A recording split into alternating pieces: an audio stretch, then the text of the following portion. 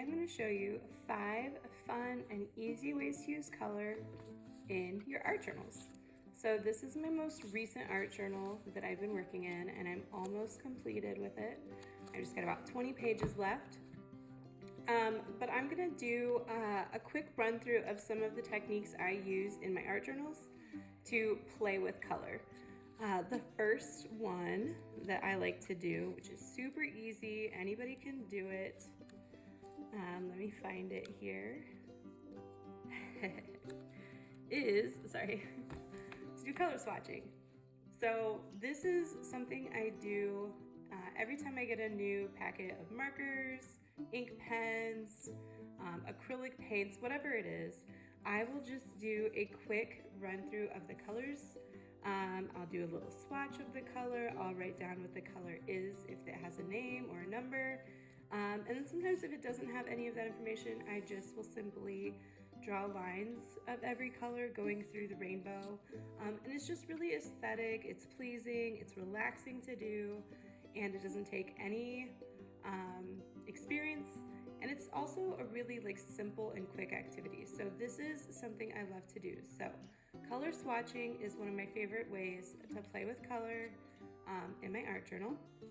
Another one that I love that's also fairly simple is to just collage a whole spread or a single page using one basic color. So for this one, I chose the color blue, which is my favorite color. And you can see there are a couple other colors represented as well, but the majority of it is blue. So different shades of blue. I use stickers, washi tape, scraps of paper. It really doesn't matter what it is. You can even paint on top of this or add marker and stuff as well. But a collage of any one color is a fun way to play in your art journal. I have another example here. Let me find it. And in this other example, I use pink and red. And this was a spread that I did right around Valentine's Day. So I had a lot of hearts and flowers and things like that. And I did do a background with pink and red acrylics as well. So this was just another kind of example of choosing one kind of color scheme and then kind of going with it, which pink technically is a different color, but it is a shade of red. So I kind of took that liberty and I did this page as another one color collage. You can also play around with warm colors and cool colors. So anybody that knows a little bit of color theory, warm colors would be your yellows, reds, and your oranges. And then cool colors would be the opposite of those, would be your blues, your greens, and your purples. So for this spread, I actually did this on Thanksgiving in the car as we were on our way to Grandma's house. And I just chose kind of those fall-y colors. So you can see there is a little bit of green in here, but the majority of it is yellows, oranges, and those reds. And then I added in some burnt siennas, which are kind of darker oranges, as you could see, kind of see them as, and then some browns as well. But the majority of this is kind of a warm color tone. This one my daughter did. So it has a lot of your blues and greens, and then of course some white. And she included a little elf and some red scarves. And so there is some red in here, but red is a complementary of green, and so it still kind of plays. The majority of this one being your cool tone, and then having some of that red as a pop for a warm tone. I have one more where I actually played with both. You guys are getting a full tour pretty much right now. Or well, here, this is a cool color tone. The majority of it is these blues, greens, purples. There again is a little bit of pop of that warm color just to kind of accent it. So you can also play that way. You can have the majority of it be either a cool color tone with some pops of warm colors, or that other one was a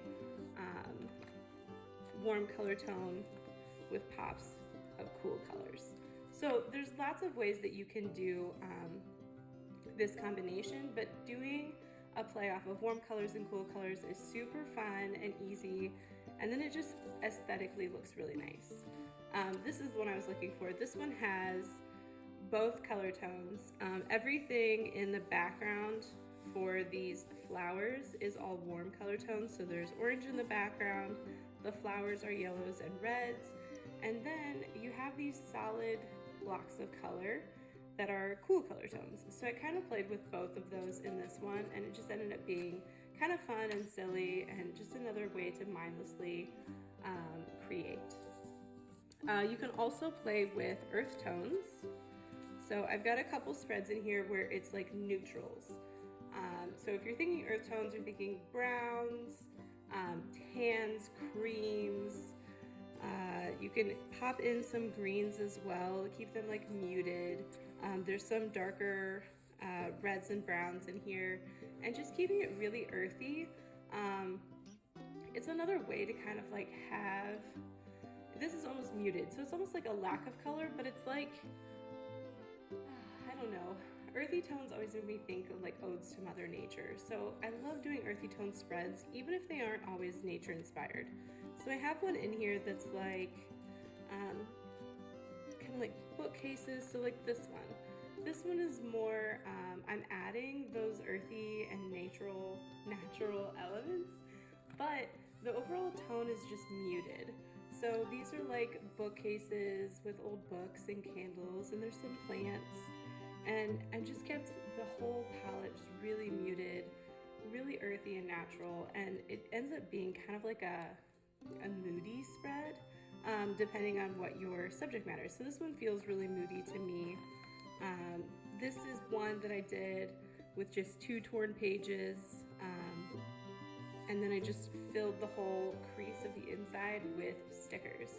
And I chose to do fungi and mushrooms because they're just really fun, and then break it up with some ferns and leaves and stuff, and it just ends up being really beautiful. So this one does have a little bit of some color, you know, you have some red and some orange and some green, but they're still really muted. They're not super vibrant or bright, and it just is really earthy. One more that I had here towards the front, maybe sticking together. This side here. So this side I went with more blue tones, and then with this side I went with more of just those tans and creams and earthy tones. So another technique, using earth tones and neutrals as your full cover spread. My last technique that I love to do with color, and this is one that I just finished, and it has actually become my new favorite. So I only have one example of this, but stickers. Specifically, stickers that are separated by color. So I saw someone do this a while back, and I absolutely love the idea, and I have a ton of stickers. And so much so that like I have too many that I know what to do with. So this ended up being perfect. I actually separated the page into like 1.5 inches, just to kind of fit my book. I have a smaller journal.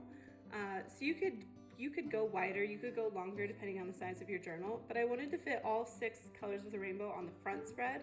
So it goes from red, orange, yellow, green, blue, and violet.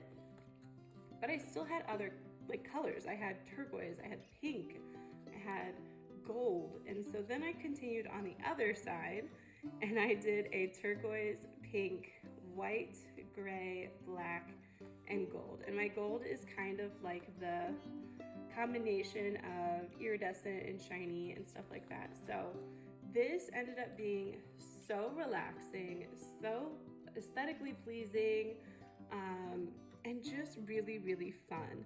So if you get a chance, if you have a ton of stickers and you don't know what to do with them, or if you're just like slowly collecting stickers and don't know what to do with them, try one of these out. It was so fun and so simple and easy. And I just haven't been able to stop looking at it ever since I finished it. So there you go. 5 simple ways that you can use color in your art journal that are fun and easy and relaxing. Again, my favorite now being color by stickers or stickers by color or however you want to say it, but it was just so fun.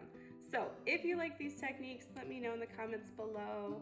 Let me know which one is your favorite or which one you want to try, or if there's any of these that you use already. I would love to hear from you. Also, if you have any ideas for stuff you'd like to see in the future, let me know. Make sure to like, comment, and subscribe, and I will see you next time. Bye!